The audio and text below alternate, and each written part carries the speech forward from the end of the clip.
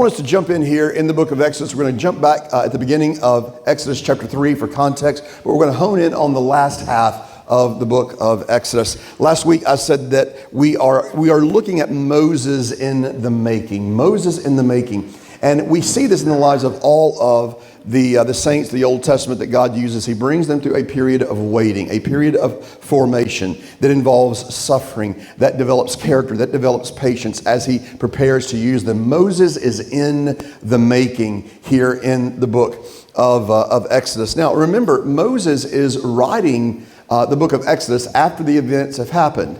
Moses, as he's recording these events in the book of Exodus, he has not even written the book of Genesis yet. This is the call of Moses. The Pentateuch is going to be a byproduct of the call of Moses that is happening in chapter 3 here. And so we had the manifestation last week of God speaking to Moses in the burning bush. We talked about Christophany. There was the invitation to Moses to come and to take your sandals off of your feet, for the ground upon which you're standing is holy, which leads to prostration. Moses realizing God is God and I am not. So we're going to pick up here in verse 1 of chapter 3 and read the whole of chapter 3 because this context is so important. Now Moses was keeping the flock of his father-in-law Jethro, the priest of Midian, and he led his flock to the west side of the wilderness and came to Horeb, the mountain of God. And the angel of the Lord appeared to him in a flame of fire, and out of the midst of a bush he looked, and behold, the bush was burning, yet it was not consumed. And Moses said, I will turn aside to see this great sight, why the bush is not burned. When the Lord saw that he turned aside to see, God called to him out of the bush, Moses, Moses. And he said, Here I am. Then he said, Do not come near, take your sandals off your feet, for the place on which you are standing is holy ground. And he said, I am the God of your father, the God of Abraham, the God of Isaac, and the God of Jacob. And Moses hid his face, for he was afraid to look at God. Now just a quick little word there. Understand, the invitation that is given is an invitation to realization. It's not like, hey, come hang out with me. It is much more serious than that. The invitation is to realization. Understand, Moses, I am God and you are not. Moses hides his face because he was afraid to look at God. Anytime you look in the Old Testament and there is an encounter with the otherness of God, the holiness of God, you see these kinds of reactions. Isaiah chapter 6 verses 1 to 5, in the year King Uzziah died, I saw the Lord high and lifted up. The train of his robe filled the temple. Smoke filled the place. The doorpost shook. There were seraphim. They had 6 wings. With 2 they flew. With 2 they covered their feet. With 2 they covered their face. And they cried out, Holy, holy, holy is the Lord God Almighty. The whole earth is full of his glory. And I said, Woe is me. I am a man of unclean lips. I'm from among a people of unclean lips. And my eyes have seen the King, the Lord Almighty. There was a weightiness that Isaiah encountered there. In Habakkuk, I heard the voice of the Lord and rottenness crept into my bones. Revelation chapter 1, John sees Jesus, the resurrected Christ, and he said, I fell at his feet as though a dead man. When we encounter the holiness of God, truly encounter the otherness, the holiness of God, there is this reaction. David Wells, who started his famous series of books, No Place for Truth, or Whatever Happened to Evangelical Theology back in 1994, which book opens up with the statement, when we believe in nothing, we open the door to believe in anything. When we believe in nothing, we open the door to believe in anything.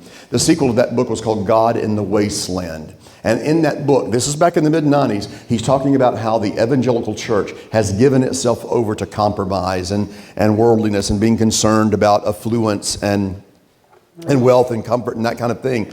And in that book, he speaks of what he calls the weightlessness of God. The weightlessness of God. By which he is not referring to the idea, sorry y'all. Sorry about that. Pam Ferris is supposed to turn this computer around. She forgot. I'm sorry about that.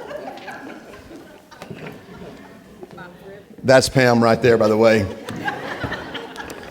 When he's talking about the weightlessness of God, he is not referring to John chapter 4, where Jesus says to the woman at the well, God is spirit. Of course, God is a spiritual, non-corporeal being, or a non-physical, non-material being in terms of his metaphysic or his being. Of course, Jesus, the second member of the Godhead, is now forever in flesh, forever incarnate. But that's not what David Wells is getting at here. When he speaks of the weightlessness of God, He qualifies it by saying God rests all too inconsequentially on the church today. And he said that back in the mid-90s, Howard, in the mid-90s. And here we are in the mid-2020s. And I would say it was a prophetic word. God rests so inconsequentially on the church today. Well, not on Moses. He realized God is God and I am not. I am in the presence of the holy. Take the shoes from off your feet, for the ground upon which you stand is holy ground. Now, I read this last week, but I want to read it again today because it's going to set us up for the fact that this is going to be a relatively theologically deep into the pool kind of discussion this morning. I know that never happens in here, but every once in a while it has to. B.B. Warfield, who is not a great blues guitar player, but one of the early theologians at Princeton Theological Seminary. You'll see me there by Warfield's grave with a group of Korean students at Westminster. Warfield says when he was inaugurated as professor of theology at Princeton Theological Seminary to a group of seminary students who are about to start their MDivs. Right now, some of you in here are working on your MDiv through Westminster right now as we speak. And in fact, I actually have from the comments section here, I have some questions on the Hebrew from one of our seminary students. We'll get to that in a second. Warfield says, in all its branches alike, theology has as its unique end to make God known. The student of theology is brought by his daily task into the presence of God and is kept there. Can a religious man stand in the presence of God and, this is the tag, and not worship? It is possible, I have said, to study even theology in a purely secular spirit. But surely that is possible only for an irreligious man, or at least for an unreligious man. And here I place in your hands at once a touchstone by which you may discern your religious state, and an instrument for the quickening of your religious life. Do you prosecute your daily tasks as students of theology as religious, or we might say as spiritual exercises? If you do not, look to yourselves. It is surely not at all right with the spiritual condition of that man who can busy himself daily with divine things with a cold and impassive heart. If you do, rejoice. But in any case, see that you do. And you do it ever more and more abundantly. Whatever you may have done in the past, for the future, make all your theological studies religious exercises. This is the great rule for a rich and wholesome religious life in a theological student. Put your heart into your studies. Do not merely occupy your mind with them, but put your heart into them. They bring you daily and hourly into the very presence of God. His ways, His dealing with men, the infinite majesty of His being form their very subject matter. Put the shoes from off your feet in this holy presence. We're going to be students of theology this morning. We're going to go to the deep end of the pool. And so put the shoes from off your feet. Let's pick up here in verse 7 and continue. Then the Lord said, I have surely seen the affliction of my people who are in Egypt and have heard their cry because of their taskmasters. I know their sufferings. And I have come down to deliver them out of the hand of the Egyptians and to bring them up out of that land to a good and broad land, a land flowing with milk and honey, to the place of the Canaanites, the Hittites, the Amorites, the Perizzites, and the Hivites, and the Jebusites. And now, behold, the cry of the people of Israel has come to me, and I have also seen the oppression with which the Egyptians oppressed them. Come, I will send you to Pharaoh, that you may bring my people, the children of Israel, out of Egypt. But Moses said to God, who am I that I should go to Pharaoh and bring the children of Israel out of Egypt? He said, but I will be with you, and this shall be the sign for you that I have sent you. When you have brought the people out of Egypt, you shall serve God on this mountain. Then Moses said to God, if I come to the people of Israel and say to them, the God of your fathers has sent me to you, and they ask me, what is his name? What shall I say to them? God said to Moses, I am who I am. And he said, say this to the people of Israel, I am has sent me to you. God also said to Moses, say this to the people of Israel, the Lord, the God of your fathers, the God of Abraham, the God of Isaac, the God of Jacob has sent me to you. This is my name forever, and thus I am to be remembered throughout all generations. Go and gather the elders of Israel together and say to them, the Lord, the God of your fathers, the God of Abraham, of Isaac, and of Jacob has appeared to me saying, I have observed you and what has been done to you in Egypt. And I promise that I will bring you up out of the affliction of Egypt to the land of the Canaanites, the Hittites, the Amorites, the Perizzites, the Hivites, and the Jebusites, a land flowing with milk and honey. And they will listen to your voice. And you and the elders of Israel shall go to the king of Egypt and say to him, the Lord, the God of the Hebrews, has met with us. And now, please let us go a 3 days journey into the wilderness that we may sacrifice to the Lord our God. But I know that the king of Egypt will not let you go unless compelled by a mighty hand. So I will stretch out my hand and strike Egypt with all the wonders that I will do in it. After that, he will let you go. And I will give this people favor in the sight of the Egyptians. And when you go, you shall not go empty, but each woman shall ask of her neighbor and any woman who lives in her house for silver and gold jewelry and for clothing. You shall put them on your sons and on your daughters. So shall you plunder the Egyptians. Now, I got a note this week from Debbie Pixley, who's studying Hebrew at Westminster Theological Seminary. And this is an interesting curiosity here, little tidbit about the Hebrew text. You don't really see this come out so much in the English, but it's interesting because in chapter 3, verse 4, we see what? When the Lord saw that he turned aside to see, God called to him out of the bush, Moses, Moses. Now, Debbie asked a really astute question.